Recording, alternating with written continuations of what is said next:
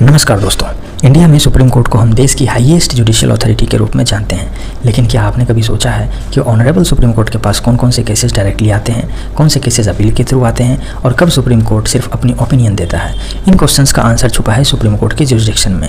आज के इस वीडियो में हम ऑनरेबल सुप्रीम कोर्ट की 3 मेजर जुरिसडिक्शंस, ओरिजिनल, अपीलेट और एडवाइजरी जुरिसडिक्शन को सिंपल लैंग्वेज में समझेंगे। चलिए शुरू करते हैं। सबसे पहले है ओरिजिनल जुरिसडिक्शन। ओरिजिनल का सिंपल मीनिंग है मैटर डायरेक्टली सुप्रीम कोर्ट के सामने इनिशिएट हो सकता है, यानी जरूरी नहीं कि पहले किसी लोअर कोर्ट का जजमेंट आए।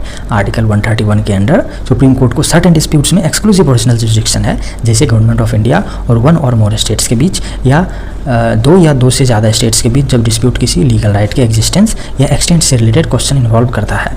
और एक इंपॉर्टेंट प्रोविज़न है आर्टिकल 32, फंडामेंटल राइट्स के इन्फोर्समेंट के लिए डायरेक्टली सुप्रीम कोर्ट अप्रोच किया जा सकता है। इस आर्टिकल के अंदर सुप्रीम कोर्ट इस पर्पस के लिए रिट्स इशू करता है, जैसे कि हैबेस कॉर्पस, मैंडेमस, प्रोहिबिशन, सर्टियोररी और क्यो वारंटो। तो याद रखिए, original jurisdiction means matter directly Supreme court के सामने। अब आते हैं अपीलेट जुरिसडिक्शन पर। यहाँ केस जनरली किसी हाई कोर्ट के जजमेंट, डिक्री या फाइनल ऑर्डर के अगेंस्ट अपील के फॉर्म में सुप्रीम कोर्ट तक पहुँचता है। आर्टिकल 132 कॉन्स्टिट्यूशनल इंटरप्रिटेशन से related substantial question of law वाले केसेस में अपील प्रोवाइड कराता है। आर्टिकल 133 सिविल मैटर्स में certain substantial question of law of general importance से रिलेटेड अपील्स कवर करता है। और ऐसे ही आर्टिकल 134 क्रिमिनल मैटर्स में सर्टेन सर्कमस्टांसेस में सुप्रीम कोर्ट में अपील का प्रोविज़न प्रोवाइड कराता है। लेकिन एक प्रोविज़न बहुत इंपॉर्टेंट है, वो है आर्टिकल 136। इसके अंडर सुप्रीम कोर्ट अपने डिस्क्रेशन से किसी कोर्ट या ट्रिब्यूनल के जजमेंट, डिक्री, डिटर्मिनेशन, सेंटेंस या ऑर्डर के against special leave to appeal यानी SLP ग्रांट कर सकता है। इसमें एक इंपॉर्टेंट पॉइंट नोट करने वाली है, वो ये है कि SLP सुप्रीम कोर्ट में अपील का मैटर ऑटोमेटिकली क्रिएट नहीं करती। स्पेशल लीव ग्रांट करना सुप्रीम कोर्ट का डिस्क्रेशन पर डिपेंड करता है।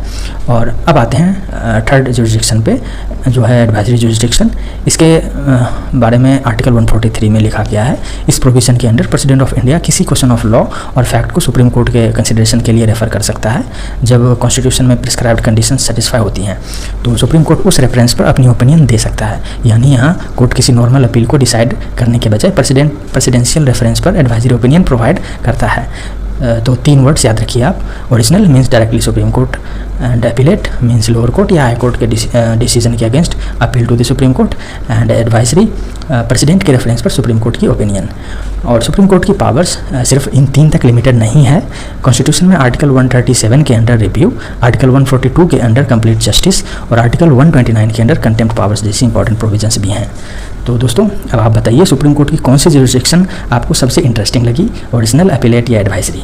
और अगर वीडियो यूजफुल लगी हो तो लाइक कीजिए, शेयर कीजिए और फॉलो कीजिए। और ऐसे ही लीगल नॉलेज और एग्जाम ओरिएंटेड कंटेंट के लिए हमारे साथ बने रहिए। धन्यवाद।